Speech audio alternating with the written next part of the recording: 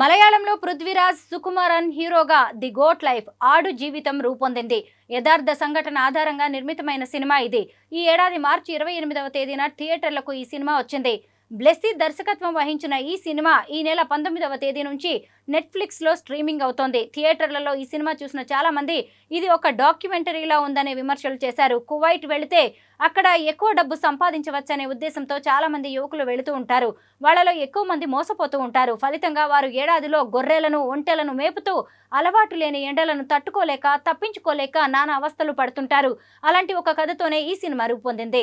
ఈ సినిమా నెట్ఫ్లిక్స్లో స్ట్రీమింగ్ అవుతున్న సమయంలోనే కువైట్ కష్టాలు ఒక్కొక్కటిగా వెలుగు చూడడం మొదలైంది.